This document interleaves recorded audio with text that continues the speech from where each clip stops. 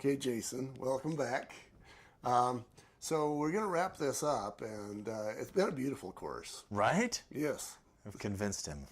So as we wrap this up, let's just go through the rest of this. Beginning is at section 17. 17 attorney fees. Attorney governing law. fees.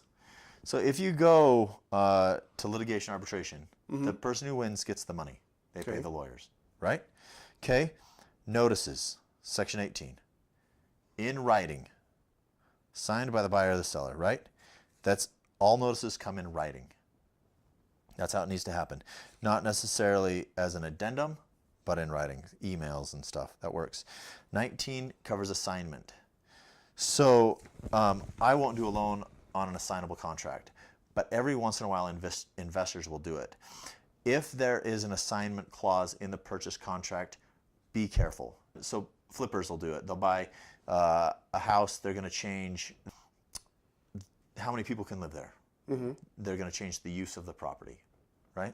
And so what they'll do, they'll come in, get you under contract, they'll typically put long deadlines in there, and then they'll start the process of changing the zoning of that property or subdividing it.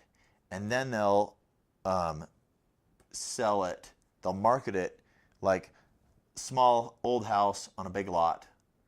They'll go in, start the process to subdivide it, and then have a fee to assign the contract to a new buyer. And then they just get that money for doing that. So if there's an assignment clause in there, be wary. You may want to remarket your property. You have to have insurance. So the buyer shall be responsible to insure the property. If prior to closing it's damaged, it's the responsibility of the seller.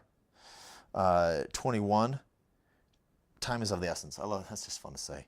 So typically it's 5 p.m. for all your deadlines, right? Mountain time on the date. Is that the legal default if nobody actually says what time, or is that just a good idea? On the addendums, it will have a response time so that you can change. But right here written in the contract, without option to change, you're going to be 5 p.m. on the date stated. Okay. So days, calendar days are all the same thing. It's just clarifying what's happening and when it needs to happen. Okay. Then in 22, we say that digital signatures, electronic signatures are the same as wet signatures, and copies are the same as original contract. 23, acceptance occurs only when all parties have accepted. So you can't send over an addendum and have it be binding contract because it's only half signed. It's not a completed contract, fully executed. Right. And then you have your deadlines clearly listed here. I highly recommend that you talk to the lender or any other party to allow substantial timelines. My horror story here is I got a contract once that had like something ridiculous, like 3 days. 3 days for the seller disclosures, 6 days for the due diligence, 9 days for financing and appraisal, and I think I had 2 weeks for settlement. And I asked the agent, like, what's going on? Like, these are really tight time frames. And they said, we just want to push you to perform. And I stopped and I said, this isn't my earnest money. If this loan doesn't go through, I'm not homeless. I'll lose my commission and you might lose yours, but it's not going to make me go any faster. Anyway, so talk to your lender. If you've got like a USDA loan, the worst I've ever seen is a month and a half to get a conditional commitment. If you've got a VA loan and the appraisers are backed up, that may be an issue. VA states itself that the appraisers have 15 days. So you may want to work that in for your financing and appraisal deadline or other things like that.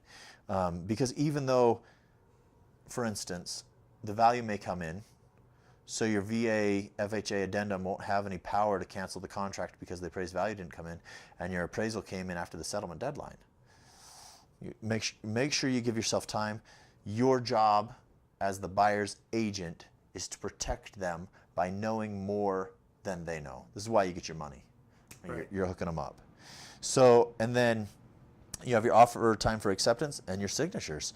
Make sure that they check accept or counter or rejection and don't just sign it. Right.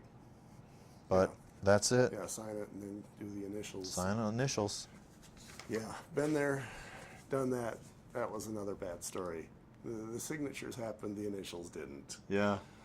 And and then I'm going to just throw one more item in and make sure you go through that contract 3 times to make sure all the boxes are checked and the initials and that sort of thing. I love it when agents go through it with their buyers sitting down and just explain it as you're filling it out. This is what we're putting here, this is why. This is what we're putting here, this is why. It makes it really, really easy to do.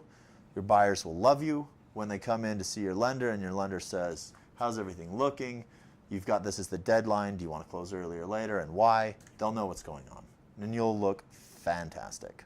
Yeah. Attractive I actually like had this. a deal go south back when my wife was the realtor. And it was because the buyers basically just thought they were buying a house and they didn't realize what a stack of paperwork was coming at them. And when the lender put this 3-mile stack on the table, it overwhelmed them and they walked away. So yet to have the realtor go through documents like this, very helpful. Yeah. Yeah. You'll do a good job. Okay.